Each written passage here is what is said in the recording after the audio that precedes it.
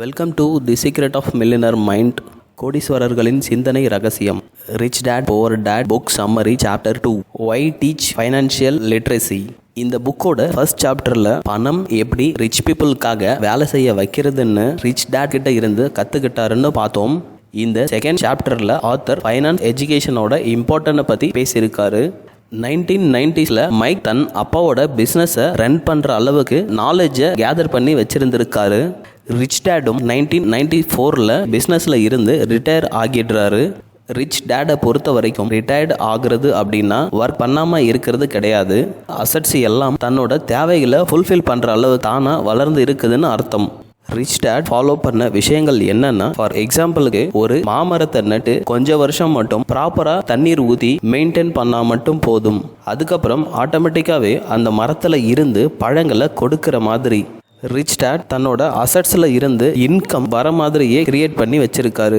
Author மீட்டிங்கில் பேசும்போதெல்லாம் people இந்த கொஸ்டின்ஸை அடிக்கடி அவர்கிட்ட கேட்குறதா சொல்கிறாரு. நான் அதிகமாக பணம் சம்பாதிக்க நான் முதல்ல எங்கேருந்து ஸ்டார்ட் பண்ணணும், நான் என்ன மாதிரியான புக்ஸ் எல்லாம் படிக்கணும், என்னோட குழந்தைங்களுக்கு ஃப்யூச்சரில் ஃபைனான்ஷியல் ப்ராப்ளம் வராமல் இருக்க அவங்கள நான் எப்படி ட்ரெயின் பண்ணணும். 99% ஆஃப் பீப்புள் பிஸ்னஸில் ஃபெயிலியர் ஆகும்போது நீங்கள் மட்டும் எப்படி இவ்வளோ சக்ஸஸ்ஃபுல்லாக இருக்கிறீங்க, அதுக்கான ஃபார்முலா ஏதாவது இருக்கா, நீங்கள் எங்களுக்கு ஏதாவது சஜஷன் பண்ணுறீங்களா? இந்த மாதிரியான கொஸ்டின்ஸை பீப்புள் எங்கிட்ட அடிக்கடி கேட்கும் பொழுது பணத்து மேலே மட்டுமே அவங்களுக்கு இன்ட்ரெஸ்ட் இருக்கிறதே தவிர அந்த பணத்தை விட பல மடங்கு பணத்தை கிரியேட் பண்ணுறதுக்கும் ஃபைனான்ஷியல் ஃப்ரீடமை ரீச் பண்ணுறதுக்கும் ஃபைனான்ஸ் எஜுகேஷன் என்ற பேசிக் ஸ்ட்ரக்சர் மேலே பீப்புள் கான்சென்ட்ரேட் பண்ணுறதே கிடையாது. ஃபைனான்ஷியலி எவ்வளோ பெரிய ப்ராப்ளமும் ஃபேஸ் பண்ணுறதுக்கு பீப்புள் ஃப்ளெக்சிபிளாகவும் ஓப்பன் மைண்டடாகவும் நிறைய விஷயங்களை லேர்ன் பண்ணிக்கவும் ப்ரிப்பேராக இருந்தால் ஃபைனான்ஷியலி அவங்க அடுத்தடுத்த லெவலுக்கு போய்கிட்டே இருக்கலாம். அதிகப்படியான மக்கள் பணம் இருந்தால் தன்னோட லைஃப்பில் நடக்கக்கூடிய எல்லா விதமான ப்ராப்ளமும் சால்வ் ஆகிடும்னு நினைக்கிறாங்க. ஆனால் அது ட்ரூ இல்லை. ஒரு ஹியூமன் ஃபைனான்ஸ் ப்ராப்ளமில் இருந்து வெளியே வர எந்த அளவுக்கு இன்டெலிஜென்ட்டாக யோசிச்சு அந்த ப்ராப்ளமை சால்வ் பண்ணுறாரோ அவர் சால்வ் பண்ணக்கூடிய விதத்துக்கு ஏற்ற மாதிரி தான் அவரோட இன்கம் இருக்கும். நம்மக்கிட்ட எவ்வளோ அதிகமாக பணம் இருந்தாலும் சரி, ஃபைனான்ஸ் நாலேஜ் இல்லைன்னா அந்த பணத்தை வச்சு என்ன பண்ணுறதுன்னு தெரியாமல் சீக்கிரமாகவே காலி ஆகிடும். நம்ம லைஃப்பில் நம்ம எவ்வளோ மணியை ஏர்ன் பண்ணுறோம்ன்றது விஷயமே கிடையாது. எவ்வளோ மணியை ரிட்டென்ஷன் பண்ணி வச்சிருக்கிறோம்ன்றது தான் முக்கியம். இந்த உலகத்தில் இருக்கிற மோஸ்ட் ஆஃப் த பீப்புள் இதை பற்றி ரியலைஸ் பண்ணுறதே கிடையாது. முன்னாடி பணக்காரங்களாக இருந்தவங்களும் திடீர்னு லாட்டரிலையும் ஸ்போர்ட்ஸ்லையும் இன்னும் ஒரு சில வழிகள்லையும் பணக்காரங்களாக ஆனவங்க ஃபைனான்ஸ் எஜுகேஷன் இல்லாத காரணத்தினால சீக்கிரமாகவே புவர் ஆகிடுறாங்க. பீப்புள்ஸ் சம்பாதிச்சு வச்ச பணத்தை அவங்க உயிரோட இருக்கிற வரைக்கும் ஹோல்ட் பண்ணி வச்சிருந்து அவங்களோட நெக்ஸ்ட் ஜென்ரேஷனுக்கு எந்த விதமான ப்ராப்ளமும் இல்லாமல் கொடுத்துட்டு போகிறது தான் முக்கியம். இந்த விஷயங்கள் புரிஞ்சிக்காததுனால எங்கிட்ட மக்கள் கேட்ட கேள்விக்கான என்னுடைய பதில் அவங்களுக்கு ஒரு ஏமாற்றத்தை தான் கொடுத்துருக்கு. ஆத்தருக்கு புக்ஸ் படிக்கிறதுக்கான முக்கியத்துவம் பற்றி புவர் டேட் கிட்ட இருந்தும் ஃபைனான்ஸ் எஜுகேஷனோட இம்பார்ட்டன்ட் என்னன்றதை தன்னோட ரிச் டேட் கிட்ட இருந்து கற்றுக்கிட்டதா ஆத்தர் சொல்கிறாரு. இந்த உலகத்திலேயே ரொம்ப உயரமான பில்டிங் 163 ஃப்ளோர் 828 மீட்டர் ஹைட். இது எல்லாருக்குமே தெரிஞ்ச துபாயில் இருக்கிற புர்ஜ் கலிஃபா பில்டிங். இந்த ஒட்டுமொத்த உலகத்துக்கே உயரமான பில்டிங்கை உருவாக்குறதுக்கு முன்னாடி எந்த விதமான பூகம்பம் வந்தாலும் அதோட பேஸ்மெண்ட்டை ரொம்ப ஸ்ட்ராங்காக இருக்கிறதுனால அந்த பில்டிங் கொஞ்சம் கூட சேதாரம் ஆகாது. நீங்கள் ஜீரோவில் ஆரம்பித்து எலான் மஸ்க் மாதிரியான ரொம்ப பெரிய ரிச்சஸ்ட் மேனாக உருவாகினாலும் உங்களுக்கு ஒரு ஸ்ட்ராங்கான பேஸ்மெண்ட் இருக்கிற ஃபைனான்ஸ் எஜுகேஷன் ரொம்ப இம்பார்ட்டன்ட். இந்த உலகத்திலேயே மேத்தமேட்டிக்ஸ் சப்ஜெக்ட் தான் ரொம்ப கஷ்டமான அண்ட் போரிங்கான சப்ஜெக்ட். அதே மேத்தமேட்டிக்ஸ் சப்ஜெக்ட் தான் நீங்கள் ரிச்சஸ்ட் பீப்புளாக உருவாகணும் அப்படின்னா கற்றுக்க வேண்டிய ரொம்ப இம்பார்ட்டன்டான சப்ஜெக்ட். ரிச் டேட் மைக்குக்கும் ராபர்ட்க்கும் மேத்தமேட்டிக்கல் டேர்ம்ஸை மட்டுமே கற்றுக் கொடுக்காம அதிகப்படியான டயக்ராம்ஸை வரைஞ்சி கற்றுக் கொடுத்துருக்காரு.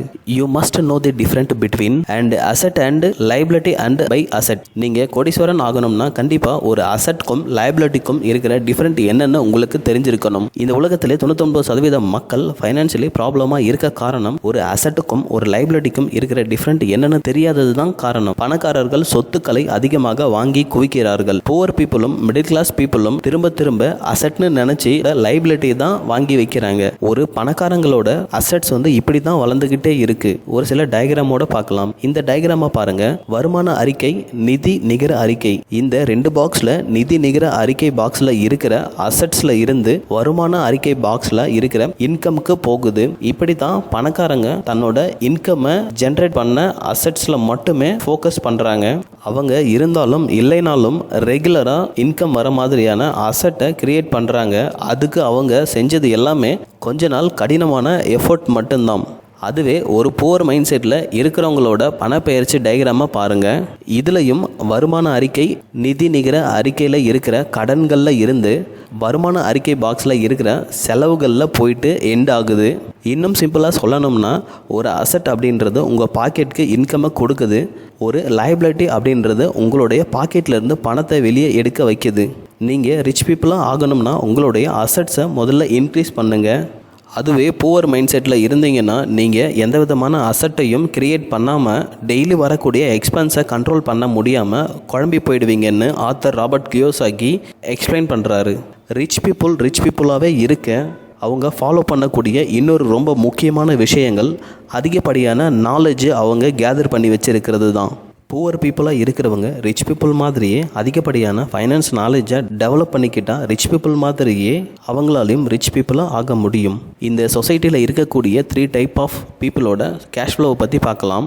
நம்பர் 1 ஒரு ஏழைகளோட கேஷ் ஃப்ளோ பற்றி. நம்பர் 2 ஒரு நடுக்கத்தை சேர்ந்தவங்களோட கேஷ் ஃப்ளோ. நம்பர் 3 ரிச் பீப்புளோட கேஷ் ஃப்ளோ. நம்பர் 1 புவர் பீப்புளோட கேஷ் ஃப்ளோ பற்றி பார்க்கலாம்.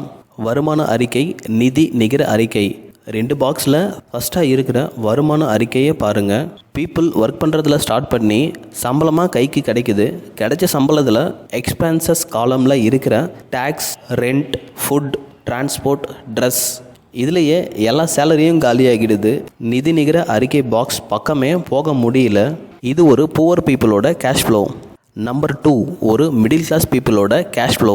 இதுலேயும் வருமான அறிக்கை, நிதி நிகர அறிக்கை. 2 பாக்ஸில் பீப்புள் வேலைக்கு போகிறாங்க, சம்பளம் வாங்குறாங்க. வாங்குகிற சம்பளம் எக்ஸ்பென்ஸில் tax, EMI, transport, food, dresses இந்த பேசிக்ஸ் நீட்ஸையும் கிராஸ் பண்ணி நிதி நிகர அறிக்கை பாக்ஸில் இருக்கிற இஎம்ஐ, கன்சூமர் கிரெடிட் கார்டு இது எல்லாத்தையும் கிராஸ் பண்ணி மாத கடைசியில் ஒரு மினி ஸ்டேட்மெண்ட் எடுத்து பார்த்தா தான் தெரியுது நம்ம எந்த அளவுக்கு செலவு பண்ணியிருக்கிறோம் அப்படின்றது. ரொம்ப இன்டெலிஜென்ட்னு நினச்சிக்கிற மிடில் கிளாஸ் பீப்புளோட கேஷ் ஃப்ளோ தான் இது.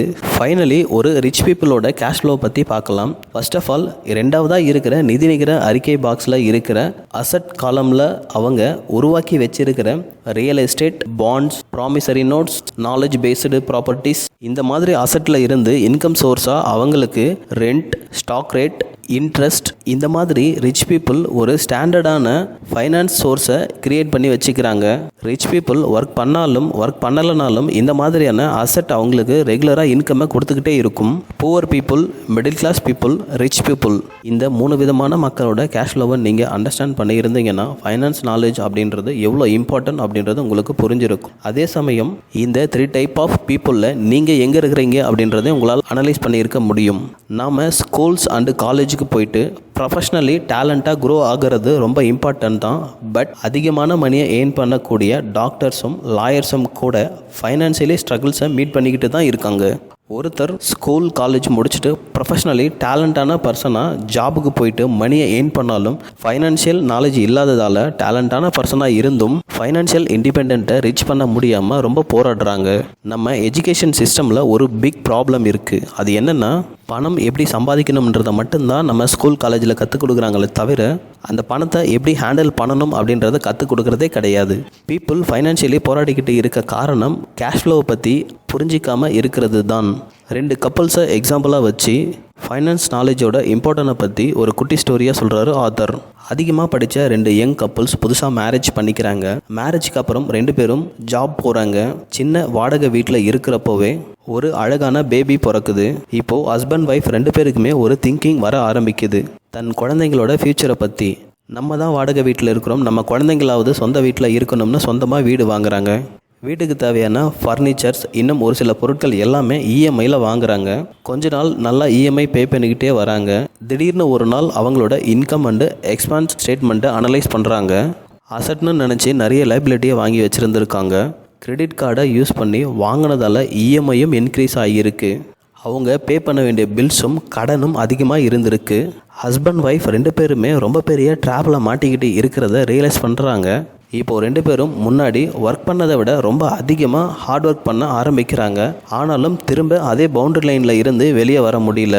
இந்த டைமில் தான் பேங்க்கில் இவங்க வாங்கின லோனுக்கு இஎம்ஐ ப்ராப்பராக கட்டினதால் இவங்களுக்கு ஒரு ஆஃபர் கொடுக்குறாங்க. அது என்னென்னா, உங்களுக்கு வீடு ஓனாக இருக்கிறதால அந்த வீட்டு மேலே ஒரு பெரிய அமௌண்ட் லோனாக கொடுக்குறதாவும், அதை வச்சு மற்ற எல்லா சின்ன சின்ன கடன்களையும் க்ளோஸ் பண்ணிடுங்கன்னு ஆஃபர் பண்ணுறாங்க. இந்த ஆஃபரை அவங்க அக்செப்ட் பண்ணிக்கிட்டு அடுத்த 30 வருஷத்துக்கு இஎம்ஐயில் பே பண்ண ஒத்துக்கிறாங்க. இந்த விஷயம் அந்த கப்புள்ஸுக்கு ஒரு ஸ்மார்ட்டான விஷயமா தெரிஞ்சிருக்கலாம், பட் பெரிய ட்ராப்குள்ளே மாட்டிக்கிறாங்க. இப்படி தான் நிறைய யங் கப்புள்ஸ் ஃபைனான்ஷியல் ஸ்ட்ரகிளை ஃபேஸ் பண்ணிகிட்டு இருக்கிறாங்க. எத்தனை வருஷங்கள் ஆனாலும் கப்புள்ஸோட நேம் தான் இங்கே சேஞ்ச் ஆகுது தவிர கான்செப்ட் சேஞ்ச் ஆகவே இல்லை. இன்கம் அண்ட் எக்ஸ்பென்ஸ் சார்ட்டை அண்டர்ஸ்டாண்ட் பண்ணி வச்சுக்காதது தான் இதற்கான மெயினான ரீசன்ஸ். ஃபைனான்ஷியல் இன்டெலிஜென்ட் தான் நம்ம ப்ராப்ளமை சால்வ் பண்ணுமே தவிர அதிகமாக பணம் இருக்கிறதால மட்டும் ப்ராப்ளமை சால்வ் பண்ண முடியாது. மக்கள் தன்னுடைய வாழ்க்கையில் 99% பணத்தோட பவர் அவங்கள கண்ட்ரோல் பண்ணி வச்சிக்கிறதுக்கு அலோவ் பண்ணிடுறாங்க. பீப்புள்ஸ் ஓனாக அவங்களாவே அனலைஸ் பண்ணிக்காம காலையில் எந்திரிச்சு காலில் சக்கரத்தை கட்டிட்டு ஒர்க்குக்கு போகிறது அவங்களோட மெயின் கோலாக இருக்குது. சொந்தமாக சிந்திக்கிறத பற்றி ஜப்பானிய மக்கள் என்ன நினைக்கிறாங்கன்னு ஒரு எக்ஸாம்பிள் கொடுத்துருக்காரு ஆத்தர். அது என்னன்னா, முகம் பார்க்கக்கூடிய கண்ணாடி. ஜாப்பனீஸ் பீப்புள் முகம் பார்க்கக்கூடிய கண்ணாடியை பார்த்து அவங்கக்கிட்ட அவங்களே பேசிக்கிறதுனால அவங்களுடைய செல்ஃப் நாலேஜ் இம்ப்ரூவ் ஆகிறதா நினைக்கிறாங்க. இந்த தி பவர் ஆஃப் மிரர் என்ற ஜாப்பனீஸ் ஃபார்முலா வச்சு ஆத்தர் நமக்கு என்ன சொல்ல வர்றாருன்னா, பீப்புள் செல்ஃப் மிரரை பார்த்து தன்னைத்தானே அனலைஸ் பண்ணிக்காம கூட்டத்தில் இல்லாமல் தனியாக நின்று செயல்படுறதுக்கு பதிலாக எறும்பு கூட்டத்தில் ஒரு எறும்பு முன்னாடி போச்சுன்னா மற்ற எறும்பெல்லாம் ஒரே நேர்கோட்டில் போகிற மாதிரி தன்னை சுற்றி இருக்கிற பீப்புள் என்ன பண்ணுறாங்களோ அதையே திரும்ப திரும்ப பண்ணிக்கிட்டு இருக்காங்க. ஃபைனலி இதிலிருந்து ஆத்தர் சொல்லக்கூடிய விஷயங்கள் என்னென்னா, நீங்கள் எந்த வேலையை செய்ய ஆரம்பித்தாலும் இல்லை ஏற்கனவே வேலையை செஞ்சுக்கிட்டு இருந்தாலும் எதுக்காக இந்த வேலையை செய்கிறோம் அப்படின்னு உங்களை நீங்களே கேள்வி கேட்டுக்கோங்கன்னு சொல்ல வராரு. உங்களுக்கு சொந்தமாக ஒரு வீடு இருந்து அதை ரொம்ப பெரிய அசட்னு நீங்கள் நினச்சிங்கன்னா அது ரொம்ப தப்பு. ரிச் பீப்புள் சொந்தமாக வீடு இருக்கிறத ஒரு லைபிலிட்டியாக பார்க்குறாங்க. ஒரு வீடு அப்படின்றது லைபிலிட்டியில் வருமா இல்லை அசட்டில் வருமானு ஒரு டயக்ராம் வச்சு நமக்கு ஆத்தர் எக்ஸ்பிளைன் பண்ணுறாரு. ஃபர்ஸ்ட் ஒன், வருமான அறிக்கை, நிதி நிகர அறிக்கை. இதில் நிதிநிலை அறிக்கையில் இருக்கிற தவணை தொகையில் இருந்து வருமான அறிக்கையில் expenses, house EMI, property tax, insurance, maintenance charge, EB bill, water bill, இதை எல்லாத்தையும் ரிச் பீப்புள் லைபிலிட்டியாக பார்க்குறாங்க. இது தன்னுடைய பாக்கெட்டில் இருந்து பணத்தை எடுக்கிறதா ரிச் பீப்புள் நினைக்கிறாங்க. இது என்னப்பா புதுசாக இருக்குது, வீடுன்னு இருந்தால் இந்த செலவு எல்லாம் இருக்க தான் செய்யணும்னு நீங்கள் சொல்ல வர்றது எனக்கு புரியுது. பட் ஆத்தர் இங்கே என்ன சொல்ல வர்றாருன்னா, சொந்தமாக வீடு இருக்கிறது தப்பு கிடையாது. அந்த வீட்டுக்கு ஆகக்கூடிய செலவுகளை இன்னொரு அசட்டில் இருந்து இன்கம் வர மாதிரி கிரியேட் பண்ணி வச்சுக்கணும்னு தான் சொல்ல வர்றாரு. புவர் டேட்க்கு இன்கமும் லைபிலிட்டியும் ஈக்குவலாக இருந்ததால் அவரோட அசட்டை புதுசாக கிரியேட் பண்ண முடியல. அதுவே ரிச் டேட் ரொம்ப இன்டெலிஜென்ட்டாக முன்னாடியே தன்னுடைய அசட்டை இன்க்ரீஸ் பண்ணிக்கிட்டதால் அவருடைய எக்ஸ்பென்ஸ் குறைய ஆரம்பித்தது. இதனால் கொஞ்சம் வருஷத்துலேயே அவரால் ஃபைனான்ஷியல் ஃப்ரீடமை ரீச் பண்ண முடிஞ்சது. பணக்காரங்க எப்படி மேலும் மேலும் பணக்காரங்களாகவே ஆகிட்டு போகிறாங்க. அதுக்கான ஃபார்முலா ரொம்ப பெருசாக இருக்குமோ அப்படின்னு நீங்கள் நினச்சிங்கன்னா ரொம்ப தப்பு. ஃபார்முலா ரொம்ப சிம்பிளாக இருந்தாலும் அதை ஃபாலோ பண்ணுறது மட்டும்தான் கஷ்டம். அந்த ஃபார்முலா என்னென்னா, ரிச் பீப்புள் ஒரு அசட்டை வாங்கி அந்த அசட்லேருந்து வரக்கூடிய இன்கம்மை வச்சு திரும்பவும் இன்னொரு அசட்டை வாங்குறாங்க. இப்படி தான் பணக்காரங்க மேலும் மேலும் பணக்காரங்களாகவே ஆகிட்டு போகிறாங்க. பட் மிடில் கிளாஸ் பீப்புள் ஏன் இன்னமும் மிடில் கிளாஸ் பீப்புளாகவே இருக்கிறாங்கன்னா, இவங்களோட இன்கமும் லைபிலிட்டியும் ஈக்குவலாக இருக்கிறதுனால எந்த விதமான புது அசட்டையும் அவங்களால வாங்க முடியாத போயிடுது. ரொம்ப பெரிய அசட்னு நினச்சி இஎம்ஐயில் வீடு வாங்கிடுறாங்க. மிடில் கிளாஸ் பீப்புளுக்கு ஒரு ஜாபை பேஸ் பண்ணியே அவங்களுடைய எல்லா லைபிலிட்டியும் இருக்கிறதுனால ஒரு சேஃப் அண்ட் செக்யூரான ஜாபை தேடிக்கணும்னு நினைக்கிறாங்க. இதோட ஃபைனல் ரிசல்ட்டாக தன்னோட லைஃப் ஃபுல்லாகவே ஃபைனான்ஷியல் ஸ்ட்ரகிள்குள்ளவே மாட்டிக்கிறாங்க. ஃபைனான்ஷியல் லிட்ரஸி இல்லாதது தான் புவர் பீப்புளும் மிடில் கிளாஸ் பீப்புளும் ஃபைனான்ஷியல் ஸ்ட்ரகிள்குள்ளே மாட்டிக்கிறதுக்கான முக்கியமான காரணம். ஃபைனான்ஸ் நாலேஜோட இம்பார்ட்டனை பற்றி இன்னும் ஆத்தர் பணம் அப்படின்னு வரும்போது ரொம்ப கேர்ஃபுல்லாக நடந்துக்கணும் மக்கள் நினைக்கிறாங்க. பொருளாதார கல்வி பணம் எப்படி சம்பாதிக்கணும் என்றதை தாண்டி பணத்தை எப்படி ஹேண்டில் பண்ணணும் என்ற விஷயத்தை நமக்கு கற்றுக் கொடுக்குது. ஆத்தர் இந்த சாப்டரில் 3 இம்பார்ட்டன்ட் ஃபார்முலாவை மைண்டில் வச்சுக்கோங்கன்னு சொல்கிறாரு. நம்பர் 1, ரிச் பீப்புள் அசட்டை அதிகமாக பெருக்கிக்கிட்டே போகிறாங்க. நம்பர் 2, புவர் பீப்புளுக்கு எக்ஸ்பென்சஸ் மட்டும்தான் இருக்குது. நம்பர் 3, மிடில் கிளாஸ் பீப்புள் அசட்னு நினச்சி அதிகமாக லைபிலிட்டியை வாங்கி வச்சுக்கிறாங்க. கடைசியாக இந்த சாப்டர்லேருந்து ஆத்தர் ஃபைனான்ஷியலி இண்டிபெண்ட்டாக ரீச் பண்ண அசட்டை அதிகமாக வாங்கி வச்சு அந்த அசட்டில் இருந்து வரக்கூடிய இன்கம்மை வச்சு இன்னும் அதிகமான அசட் வாங்குறப்போ மட்டுமே ஃபைனான்ஷியல் இண்டிபெண்ட்டாக ரீச் பண்ண முடியும். மக்கள் வெறுமனே ஹார்ட் ஒர்க் பண்ணுறதால எந்த யூஸும் கிடையாது. ஒரே ஒரு ஜாப்பை மட்டுமே டிபெண்ட் பண்ணி இருந்தால் லைஃப்பில் கடைசி வரைக்கும் ஃபைனான்ஷியல் ஃப்ரீடமை உங்களால் ரீச் பண்ணவே முடியாதுன்னு சொல்கிறாரு. ஆத்தர்கிட்ட நான் ஜாபை மட்டுமே டிபெண்ட் பண்ணி இருக்கிறேன், நான் எப்படி ஓனாக பிஸ்னஸ் மேக் பண்ணுறதுன்னு கொஷின் கேட்டால் அதுக்கு ஆன்சராக ஆத்தர் நெக்ஸ்ட் சாப்டரில் மெக்டொனால்டோட ஃபவுண்டர் சொல்லியிருக்கிற விஷயத்தை எக்ஸ்பிளைன் பண்ண போகிறதா சொல்லி ஆத்தர் இந்த சாப்டரை க்ளோஸ் பண்ணுறாரு. இதோட இந்த செகண்ட் சாப்டரான ஒய் டீச் ஃபைனான்ஷியல் லிட்ரஸி என்ற சாப்டர் க்ளோஸ் ஆகுது. நெக்ஸ்ட் சாப்டரில் மைண்ட் யுவர் ஓன் பிஸ்னஸ் என்ற சாப்டரை பார்க்கலாம். இந்த வீடியோ பிடிச்சிருந்தா மறக்காமல் லைக் அண்ட் ஷேர் பண்ணி விடுங்க. கமெண்ட்டை தெரிவிங்க. அண்ட் தென் தேங்க்யூ ஃபார் வாட்சிங்.